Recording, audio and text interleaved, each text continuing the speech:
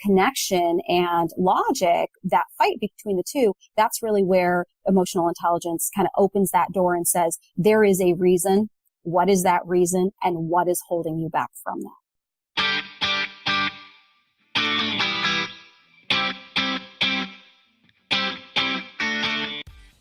Hey, ambitious dentist, welcome to Start Your Dental Practice, the show for existing and aspiring dentists to take your dental practice to the highest possible level. I'm your host, Jonathan Van Horn, CPA and ABV, founder of dentistmetrics.com. In every episode, we aim to demystify the how to start a dental practice problem by bringing on world-class dentists, influencers, and consultants in the dental industry to pick their brain about how to get past the barriers involved from going from no practice to being a practice owner to owning your own successful dental practice. Hello, ambitious dentists. Whether you're just starting your dental practice career or have been growing your practice for a while, you probably have experienced the many ups and downs that come with being a practice owner. And the truth is, it's not easy. As we've said many times here on SYDP, there are some things dental school just doesn't teach you, which is why I'm excited to have today's guest, Dr. Shakila Angadi, on the show. Right out of dental school, Dr. Shakila quickly realized that things didn't always go according to plan, and today she shares what she's learned. Here are a few things we cover on today's show: how to be both successful and happy while still growing your practice, the mindset habits most successful dentists have, how to deal with setbacks and quickly get back on track, why investing in your emotional intelligence has such a high ROI, and a whole lot more. So if you've recently found yourself frustrated most days when you go into the office, this episode's definitely for you. Now, here's my interview with Dr. Shakila Angadi. Hello, ambitious dentists. Today, I have with us a very special guest, someone who was introduced to me by my very, very good friend, Dr. Anissa Holmes. And Dr. Holmes is actually having today's guest at her Delivering Wow boot camp series in Jamaica. Like, if you want a cool place to go to get CE, where's a better place than with Dr. Holmes and with today's guest and in Jamaica? I mean, that's kind of awesome. And that's on March 9th and 10th of 2018. So we're recording this in 2017, but that's going to be next year in 2018. So if your calendar's not already booked, I got a really cool vacation for you guys. So today's guest is Dr. Shakila Angadi, and Dr. Shakila is a practicing dentist in Pennsylvania with a great personality. I've really enjoyed getting to know her last week. She's got a really cool story, and she is really, really good at an area that I feel is critically important as a business owner because it's a place that I have struggled in the past. And to be honest with you, this is one of those things that you'll struggle with over your career, and you won't even know that you're struggling with it. It's something that a lot of dentists and just business owners in general struggle with because of the fact that, being an entrepreneur can sometimes be kind of lonely. Sometimes you don't know what to do next. Sometimes you don't really understand what's going on. You have all these limiting beliefs and all these things out there in the world that are pushing down on you, and you don't know what's going on in your head. And what we're talking about today is emotional intelligence. It's talking about self-consciousness and understanding, kind of who you are and the way the world actually works. And Shakila is an expert on this. She's fantastic. She actually has a Facebook page called The Inspired Dentist. So if you go to Facebook and you search The Inspired Dentist, you can find her page to be able to follow her, to be able to figure out all this information. And believe me, guys, I know there's probably a few guys out there that are right now, they're thinking, especially if you're just out of school, saying, I don't know what any of this stuff means. Believe me, I didn't know what it meant either until I really got introduced to this world. And this is a really, really, really important concept. People struggle with this very heavily. And I'm really happy to have Dr. Shakila on today to talk to us about it. So Dr. Shakila, thanks so much for coming on.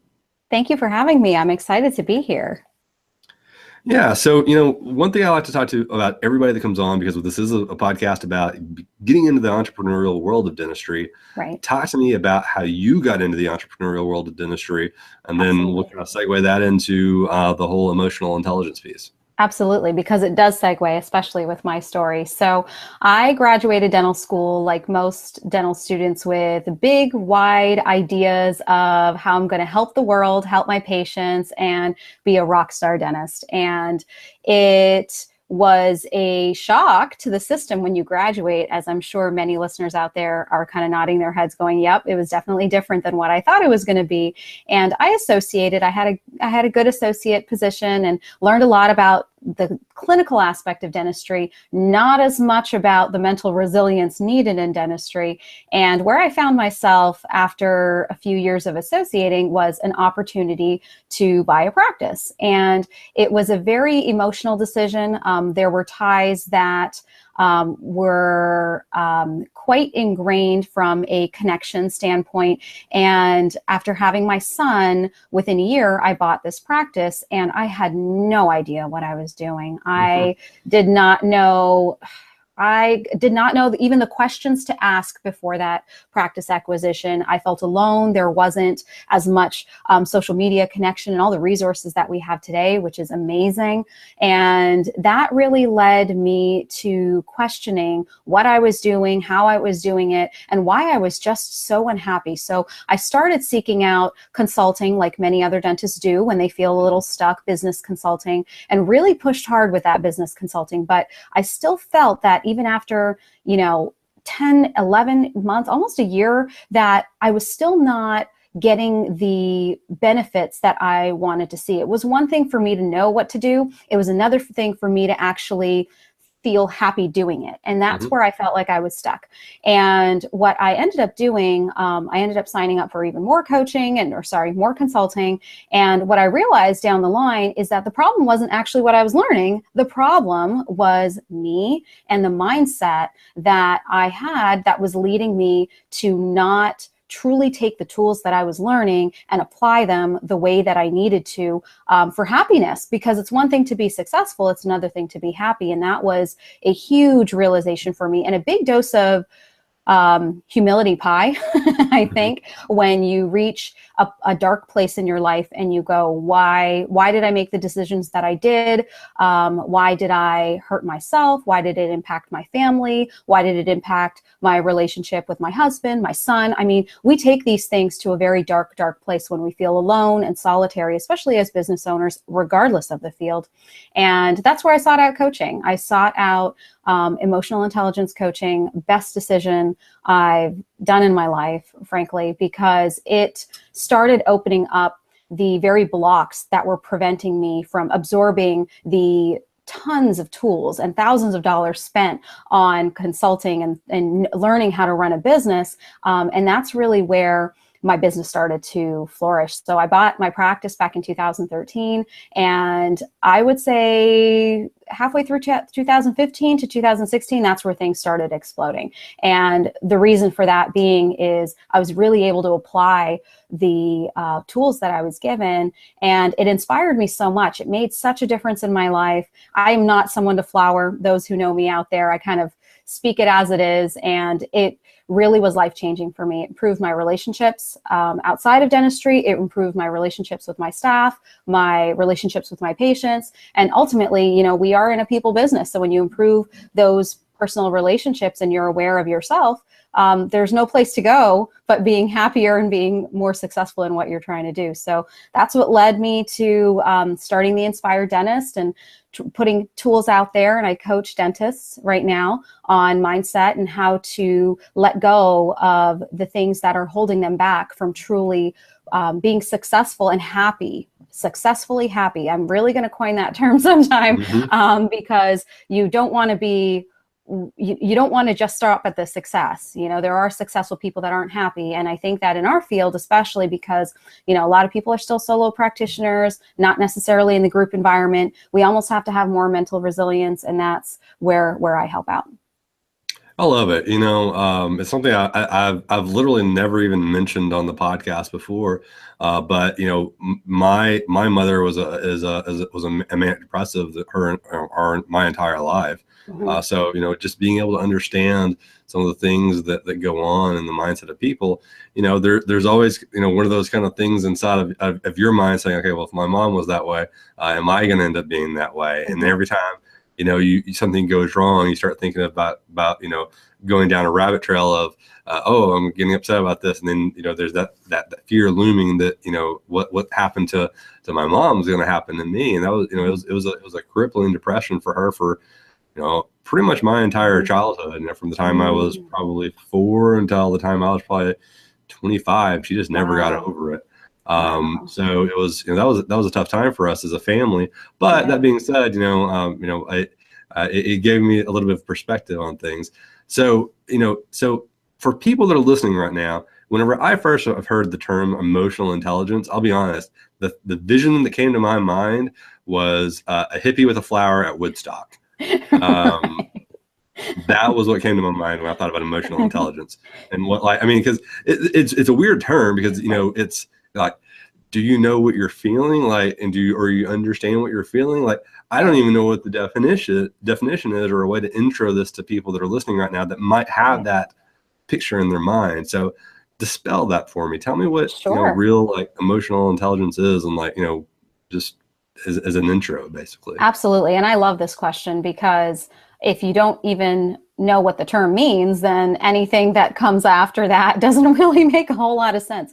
So, really in the past 10 years, there's been a lot of cultural and social shifts, and social media especially has been a huge proponent of it, but it all delves from positive psychology. So there's always historically been a lot of emphasis on IQ. So how intelligent we are, what is our intelligence quotient?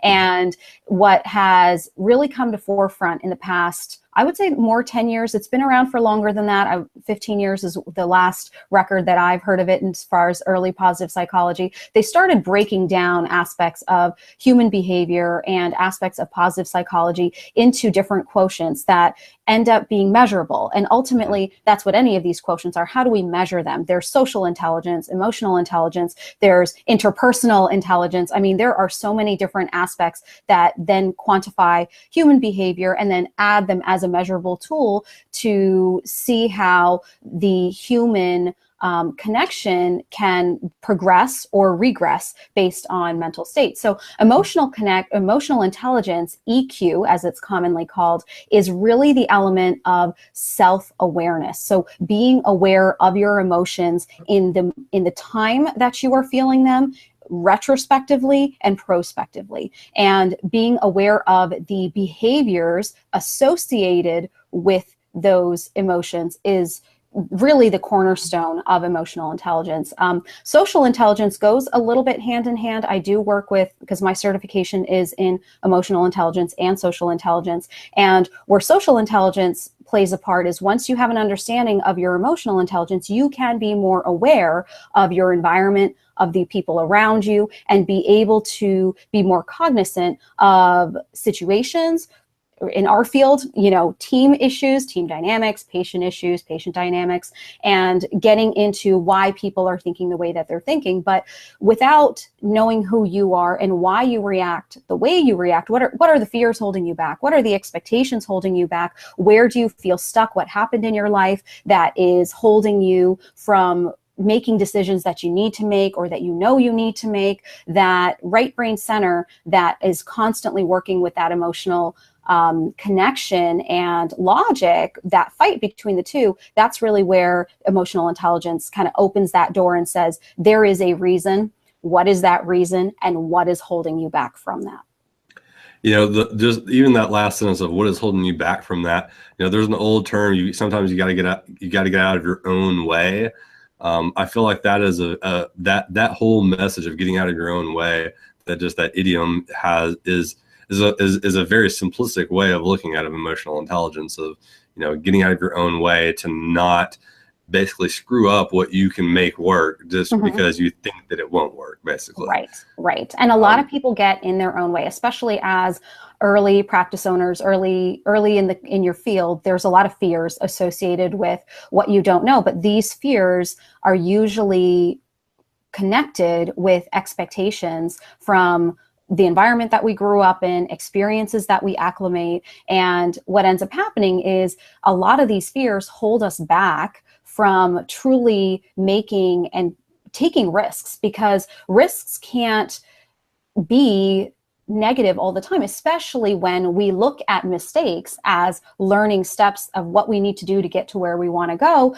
That is a harder mindset to wrap our heads around when we are fearful of making a mistake. And I mean, perfectionism is a fear of failure. And unfortunately or fortunately, our field, dentistry, is very much a field of, a fear of failure, because we are trained down to the margin. We are trained to be very good clinicians in dental school, but having that unrealistic expectation that everything's going to go perfect 100% of the time, every single time, whether it's patients, whether it's business. I mean, you don't have to be a dentist to know that in business, there's always going to be things that may not go as expected. And it's how we react to those situations when we know that these things can happen that really make a difference in how successful we're going to be. Some of the most successful people that I've spoken to that are successfully happy, they are financially successful. They are happy with their home life, work life.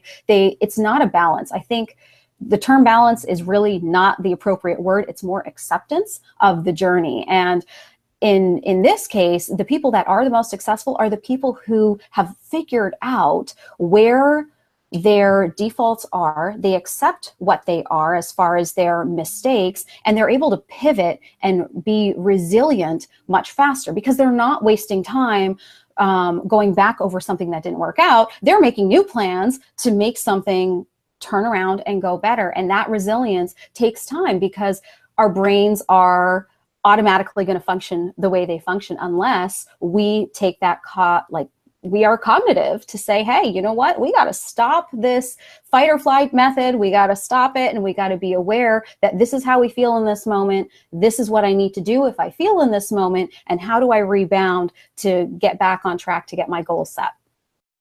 Hey guys, sorry for the interruption. Really quick announcement for you. And if you're going to be a dental practice owner, you're at some point going to have to get a dental practice loan, whether it's going to be to acquire a dental practice or it's going to be to start a startup dental practice. You're going to have to get a loan.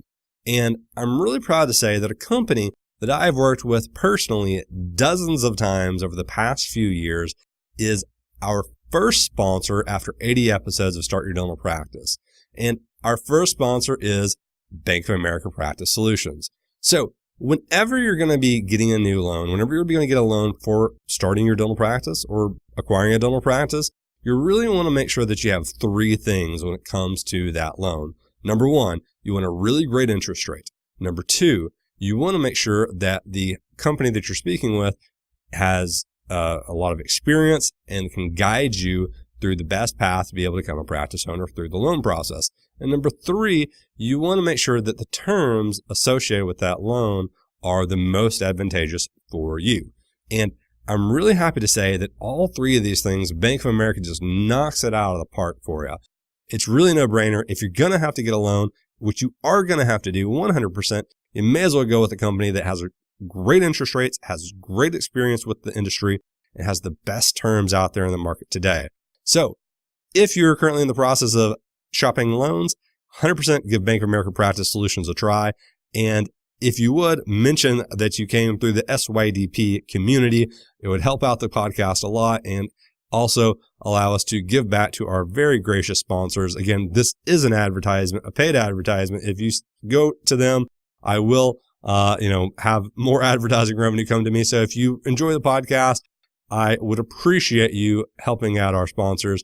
And if you are interested in that loan process, just text the word bank loan, one word, BANKLOAN, to 33444. Again, that's bank loan to 33444, and we will reach out to you. Thanks, guys. I love that. So give us an example of some of the things that happen to dentists specifically whenever, and the roadblocks that emotional intelligence, understanding emotional intelligence would help that person get past. Absolutely. So the biggest roadblock that I have seen with my clients really has been the fear of failure. I know I mentioned it, but I'll go into a little bit more depth because it'll probably relate to quite a few people listening here. When we when we start our practices, excuse me, we start our practices with the intention of doing amazing things and practicing the way that we want to practice. But what we realize very quickly is we don't know everything that is out there. And that's okay. Most people accept that it is okay to not know everything, but they are impatient with the process of getting the information out there. They are afraid to ask questions because they don't want to be judged. They are afraid to push too hard because they don't want to make a mistake. They are afraid to dream big because then they are just going to fail.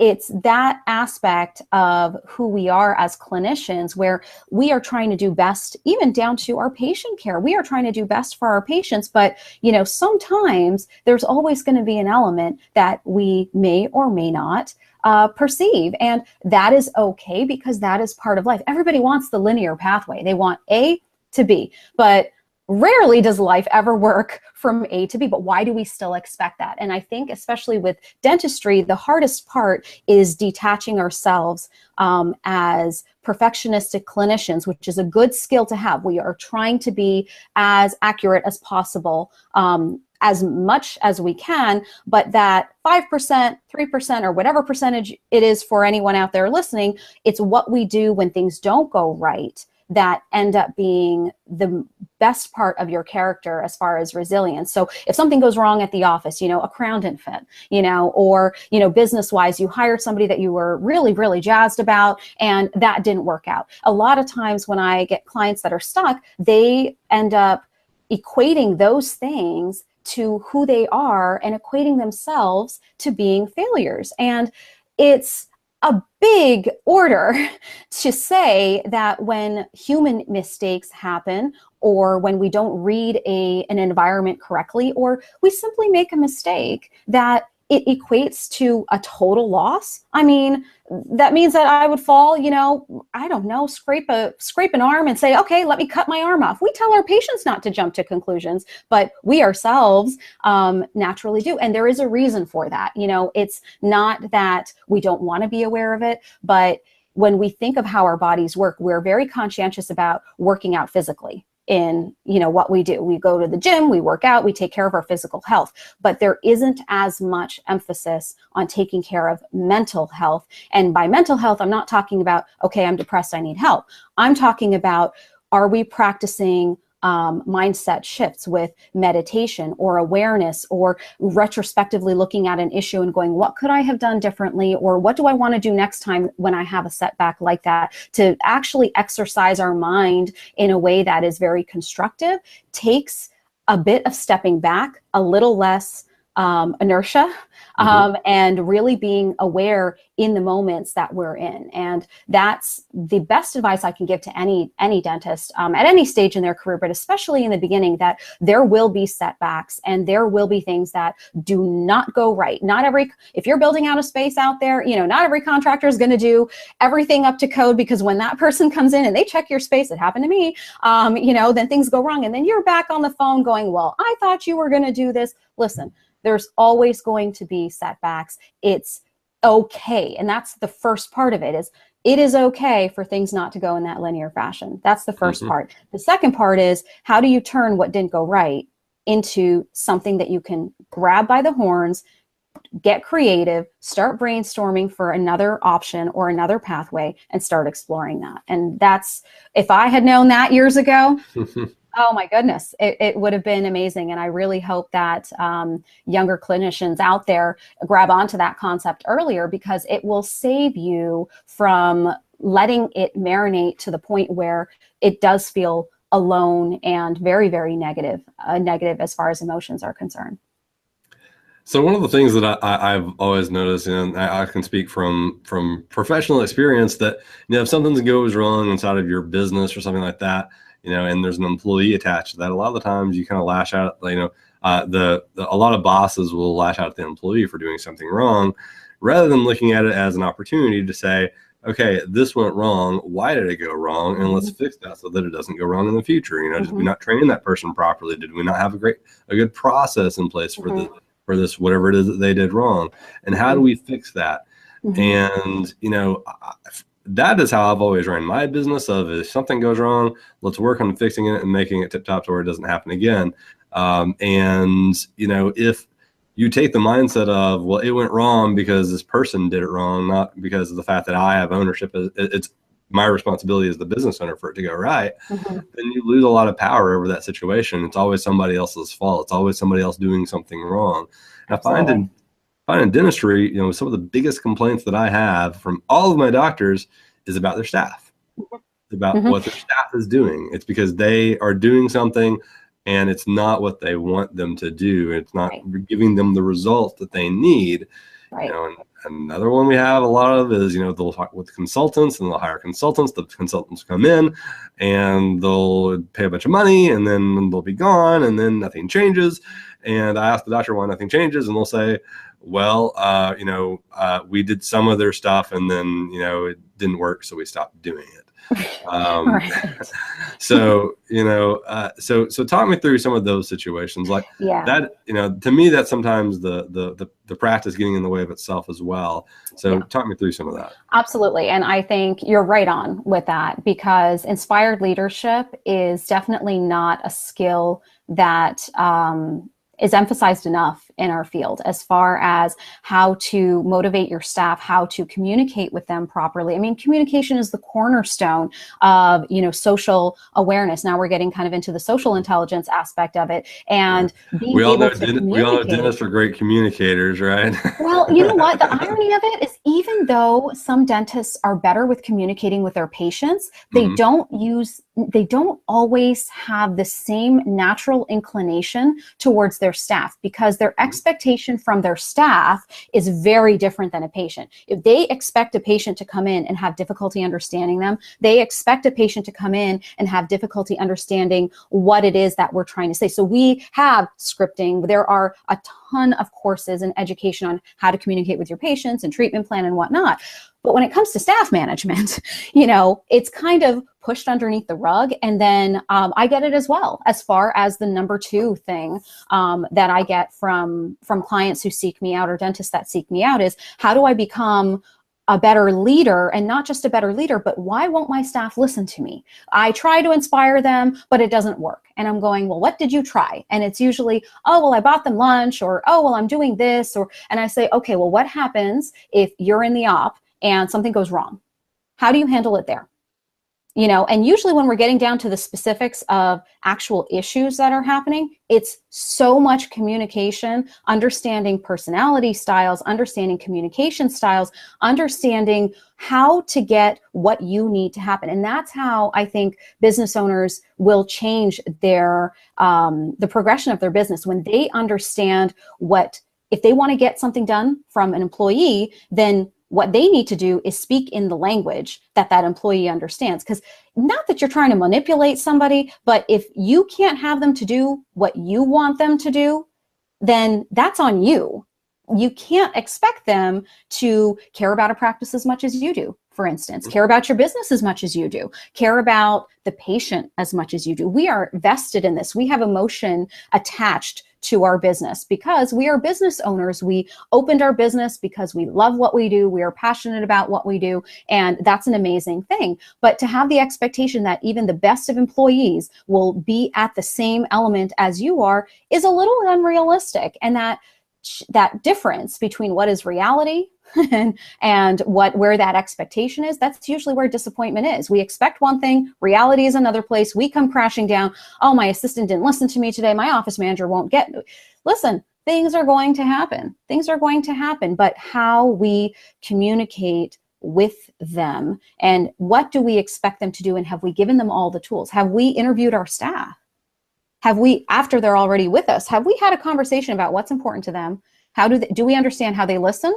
Do we understand how they speak? And I'm not saying go, psychoanalyze everybody in your office. But if we don't have a basic understanding of communication styles, if we don't have a basic understanding of how to attempt conflict management, or how to have our staff understand change and understand inspiration, that is part of being an amazing leader. And listen, it doesn't always work out. Sometimes you'll have staff that go, hey, you know what? I want to stay in my victim mindset. I am not at the point where I can handle all the change that my doctor's coming in, like you asked about the consulting. With the consulting, it's a lot of change, but it's a lot of directed change. And I think that where docs get a little disappointed, because I was one of those docs where I had the consultant come in, give me all of these suggestions. I'm trying to put it onto my staff. Why didn't it stick?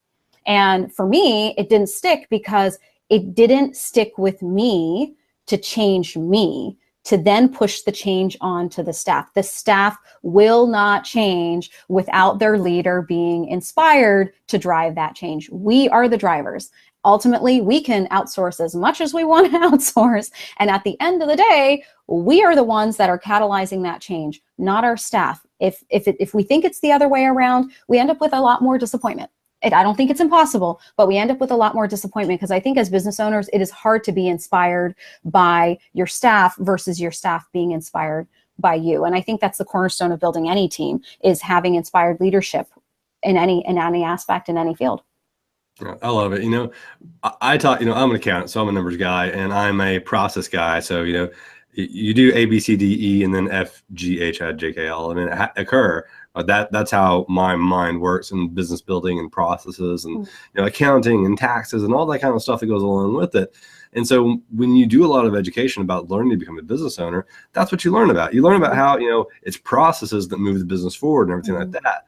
And the piece that you don't really think about a lot is what happens whenever everything starts working the way you want it to work. And I had a doctor that I was talking to just the other day that he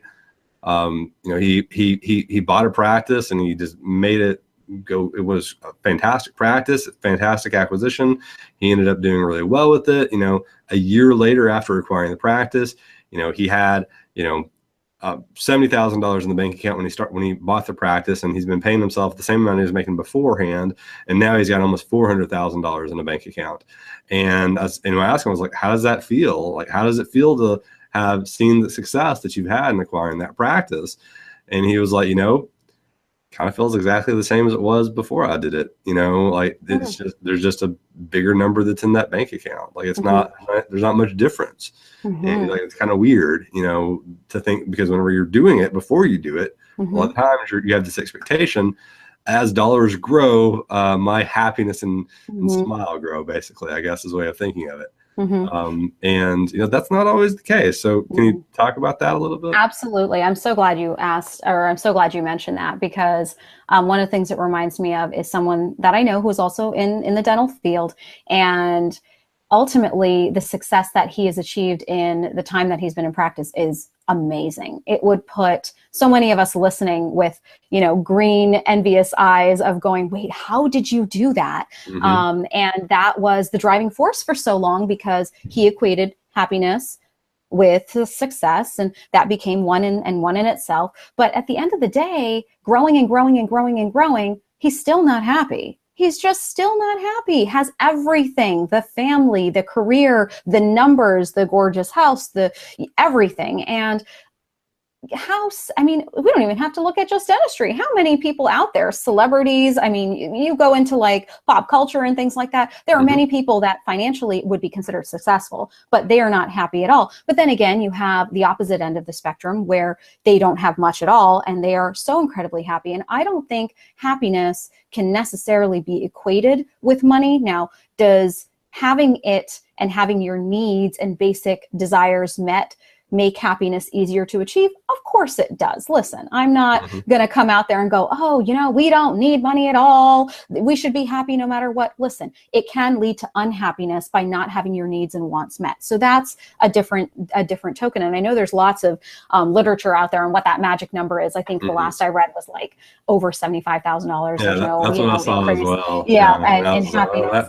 There are not any dentists that are on that list. I know that. Yeah. But ultimately, you want to be happy with where you are in your journey. Because if we keep seeking happiness as this unattainable goal that when I have this, I'm going to be happy. When I earn this, I'm going to be happy. When I do this, I'm going to be happy. We're always chasing it, which means in the moment that we're unhappy because we don't have that. And I don't think that it's unrealistic to set goals. Goals are really important. Listen, they drive us. We want to achieve certain things, but we need to be accepting that life is a journey and not necessarily a finish line, because when we enjoy every step in the way, listen, things are going to happen. What good can come out of that when we have a setback? The good that comes out of this, hey, listen, I was in a really dark place. The good that comes out of that for me, I'll say it, and I'll say it 10 times over. It was the best darn thing that ever happened to me, was hitting rock bottom, because I had to hit rock bottom to figure out that I didn't want to stay there, that I needed to learn the tools to get me out of there. And once I did, then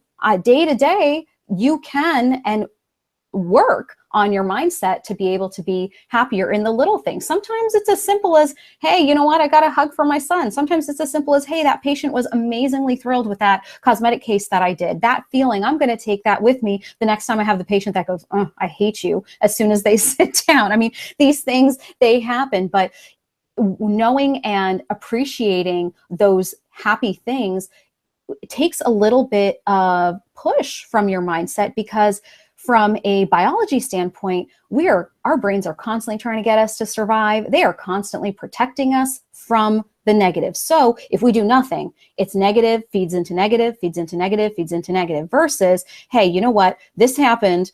What good can come out of it? What do I need to do to fix it? And then let me bounce back a little bit. But to answer your question, and I think I did in a roundabout way, but I'll come back to it. I think that when we understand the happiness that comes as part of a journey, that when we reach our goals, it can only augment the happiness. I think goals can augment happiness, but happiness and goals together, if that's a finish line, we have a lot of substandard expectation of being happy then. It's really funny to hear you say these types of things, because, I agree completely. Just the fact that, I'm a big believer in the goal mentality. And a lot of people think about that, the process of going, okay, I'm going to set a goal. I'm going to set these financial metrics that I'm going to try to achieve for my practice. And then they start moving forward with it. And a lot of the times they do succeed.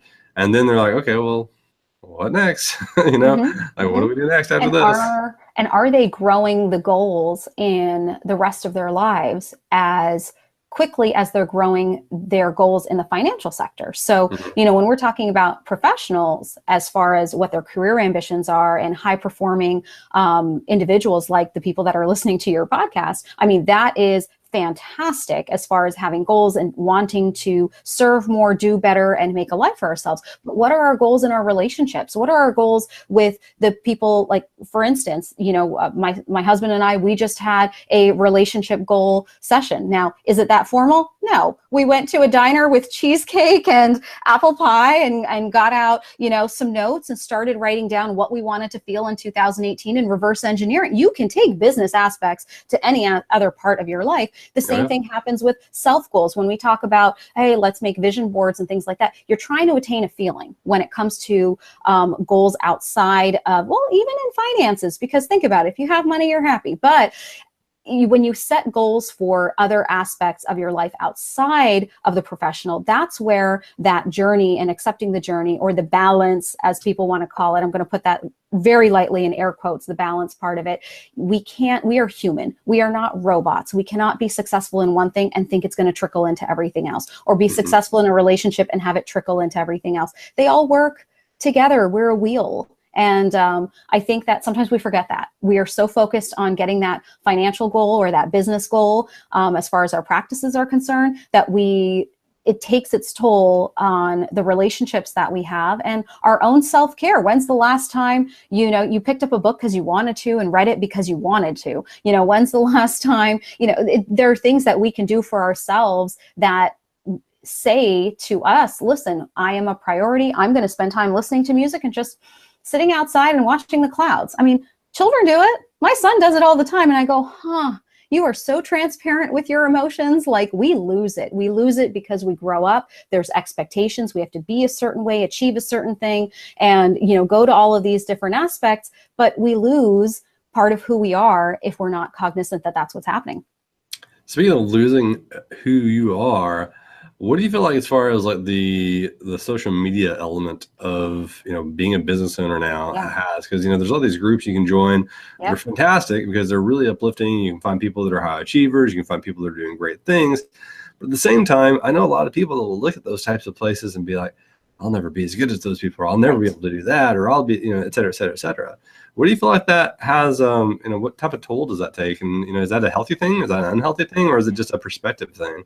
I think it's a perspective thing because, social media, the reason why it's gotten as pushed forward, I mean, the last positive psychology statement that I was reading is it's a sense of belonging that we all have. And that's what social media does. When we're in a group, we're like, oh, these are people that understand exactly what I go through. I'm not alone. This is a social belonging, experiment, essentially, that I can connect, again, air quotes, with other human beings to talk about what it is that ails us. But the problem becomes when we look at it as I should be where this person is. It's one thing to emulate someone because you admire how far or what they have done or what their personality has led them to their success. But it's another thing to say, I am not successful because somebody else is a success, or what we perceive as a success. The other thing with social media is it's very easy to talk about the things that we want to talk about and a little harder to talk about the challenges that it took to get to where we had. So, we can think that someone is beyond successful, but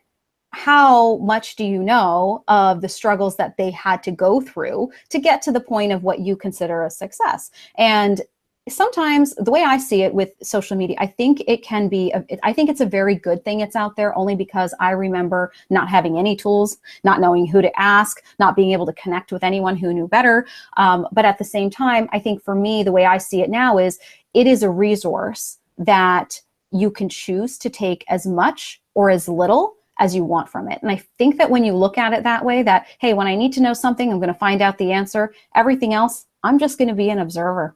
And when I'm an observer, I can take or leave whatever I want as it applies to me, because no person on social media is you, and no person is going to have the exact same situation that you do. But sometimes people can get a little more involved than they anticipate with these. And it can lead to that comparison, which is very detrimental to the mindset, because then it's counterproductive. Instead of saying, hey, I want to be like this because look at what she did. She has amazing, practice. She has amazing life, X, Y, and Z. But we don't know. We don't know the whole story. We only pick and choose what we want to see. And our brains are really good at connecting stories that we don't know completely of. And we assume a lot of things that might not be the truth. So Absolutely. It's a good and bad thing. So, as far as the listeners that are out there right now, what is some type of a tip to, if someone wants to learn more about emotional intelligence, they want to learn more about, how to be self-aware and consciousness and all these other things. What's like an easy way for them to kind of be introduced to this entire concept so that they're not going in and having to read a bunch of psychology books or something like that, Mm-hmm. Something that is a little bit easier of a step into this world. Mm-hmm. I think the first step is actually listening to this podcast. So I'm just going to put that out there, because knowing that the field even exists, knowing that our emotions even exist is really the first thing. Because when we're blissfully ignorant and we don't even think it's important as people or business owners, then we're going to keep moving on the way that we're going to move on and not even know it exists. There's a lot of free, good literature, good websites out there that have a lot of content on it. At the end of the day, though, it's, do we make time for ourselves to be aware the way that we need to be? So are we relaxing our minds with meditation or yoga? Are we caring about our bodies with exercise and letting ourselves step away from the stressors and letting our brains relax as far as neuronal activity? So are we letting our minds take over, or are we stepping back? And I think that stepping back is the first step, to step back and say, hey, I'm stressed about the office, but if I'm at home, what can I do for myself to get that right brain to work a little harder and my left brain to work a little less hard? So, I have clients that go into music. I have clients that, they light candles at the end of the day and just sit and veg out. I mean, there's a lot of sensory things that we can do to be more aware. And not veg out. A screen is not it. Unfortunately, in this time and age, when it's a phone or a screen, one of my tips on my page is put down that phone or turn off that screen, because when we're still looking at things, we're actually not processing them. And we need to be processing sensory ideas to stimulate that part of our brain that needs the recharge, that initiates the creative thinking, to help us be better people. So being aware of it is everything. I mean, I recommend gratitude journaling. I recommend regular journaling. I have clients that do things on Evernote because they want to be very techie. I'm a big hand to pen type of gal myself. And there's something right-brained as far as getting that emotion out there at the moment that we do. And that's where I started personally. It was, hey, you know what? I'm feeling like this. Let me write it down. Let me process that emotion and then see what I need to do about it. So that probably would be the first thing. But once you kind of know that even has to happen, it's amazing how things take off from there. Then it becomes, do I want to read more? Do I want to be more aware of my relationships? Do I want to be more aware of what's going on in my practice? So as far as one actionable tip, it would have gratitude and experience and acknowledge those emotions. Write them down, tell it to somebody, do whatever you need to do to not bottle it up inside and actually get it out. And saying it is half of it. People go, oh, well, I think about being grateful. I'm grateful for the sun. And I'm going, that's amazing. But are we actually processing that gratitude? I am grateful for. Sounds elementary, but there's a reason why our school grade teachers made us write things 10 times, because when we rewire the way we think, it requires a positive awareness of needing to make that turn into action. And we do the same in our business. If we put the same effort into mental resilience as far as learning these tools to do that, and I put a ton on my page as well for free that has tools and tips for getting more self-aware, and any of those things, and everything's going to work differently for different people. But if we spend as much time in our business as we do on ourselves, we will be a lot happier by the time we go through life and experience and not miss out on the things that actually make us more human. I love it. So where can people go to learn more about this with you? You said the Facebook page. Do you have is it just facebook.com/? Yep. Facebook.com/The Inspired Dentist. Soon to come will be my website and a couple of other exciting things, and a couple of other speaking engagements and another project I'm working on, but one day at a time. And I know it's a journey, and I'm taking my own advice to do that. But if you have any questions about anything, reach out to me, follow me on Facebook, because I do put a lot of content out there that doesn't require a single thing, but listening and taking it to heart to improve your own mental resilience. I love it. Well, thank you for your message today. Thanks for sharing with us the Start Your Dental Practice community. And guys out there, I hope you enjoyed this episode. I thoroughly did. It's something that I attribute a lot of my personal success to, as well as a lot of the success that I see a lot of other doctors making, is that they're very strong in this area. And just because you're not strong in it now doesn't mean you can't be in the future. So I want you to go out there and connect with Dr. Shakila, and I will see you guys next time. Dr. Shakila, thank you so much again for coming on today, and we'll see you next time. All right. Thank you for having me. Thanks. Bye.